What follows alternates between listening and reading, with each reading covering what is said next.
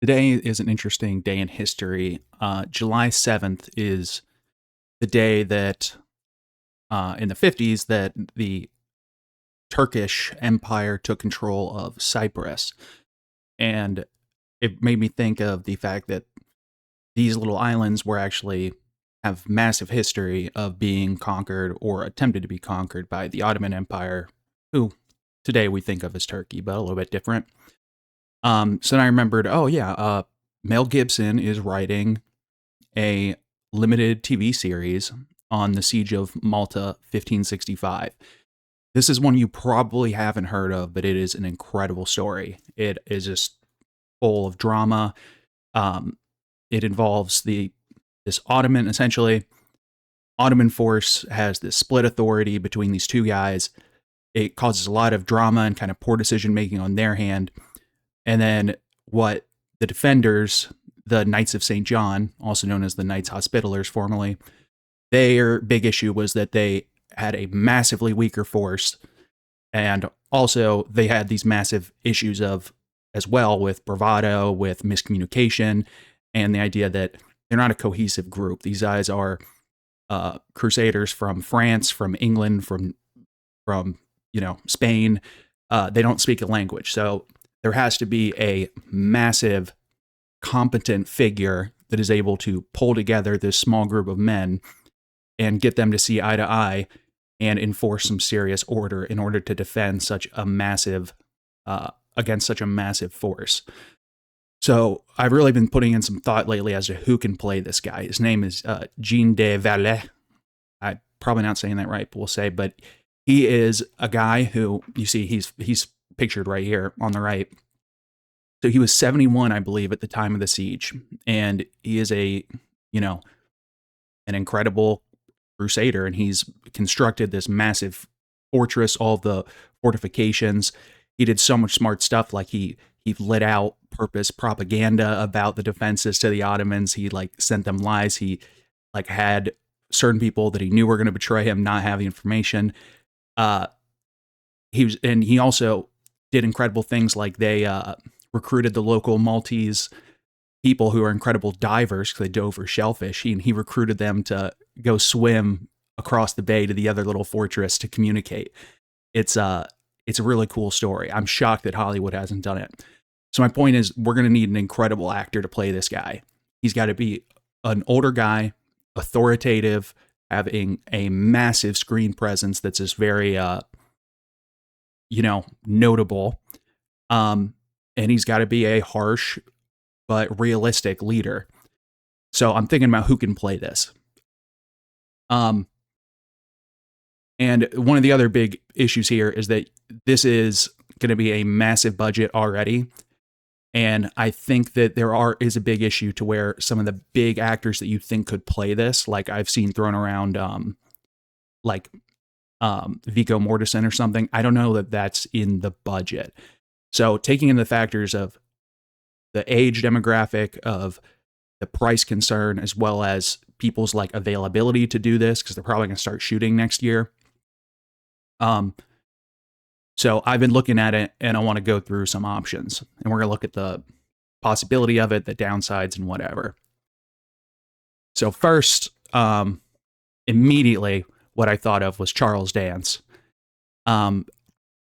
I think one of the big issues, he is one of the bigger name actors I'm looking at. I think he could do a great job, but because he's also big. You got to think of this big commanding presence.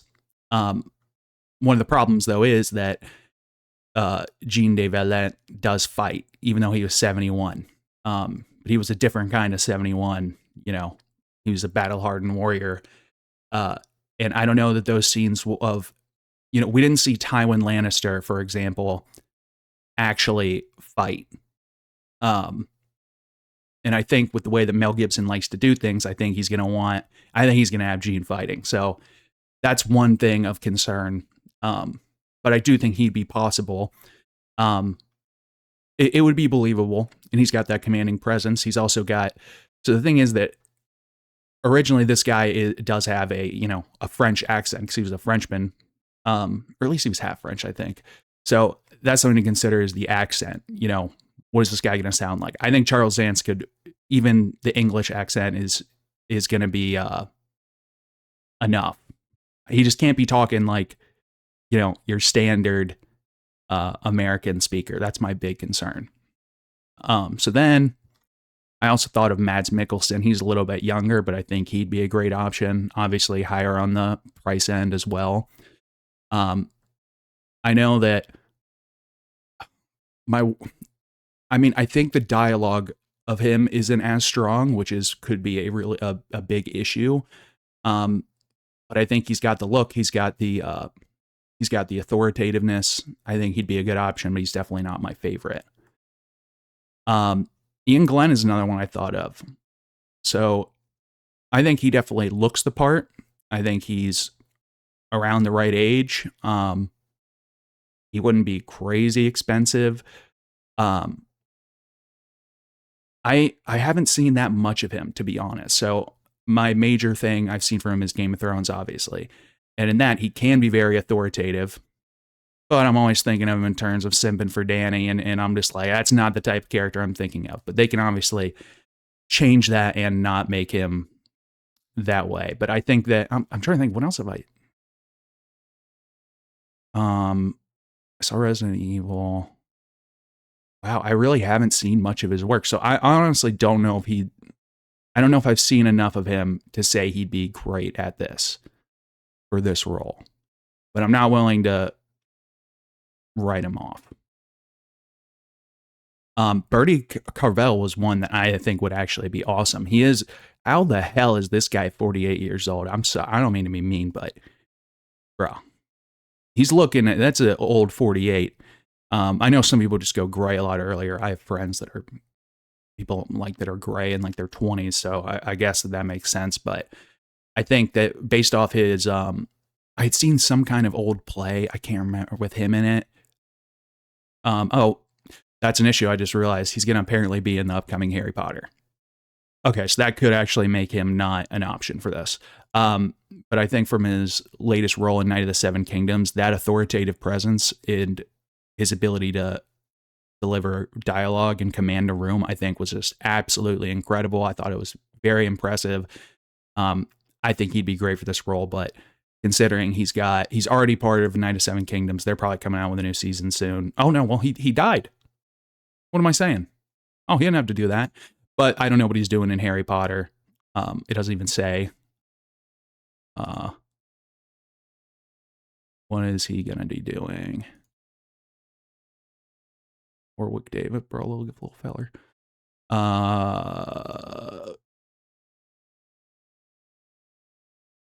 Okay, I have no fucking idea. Oh no, he's Cornelius Fudge. Bro, who the hell was Cornelius Fudge? Why?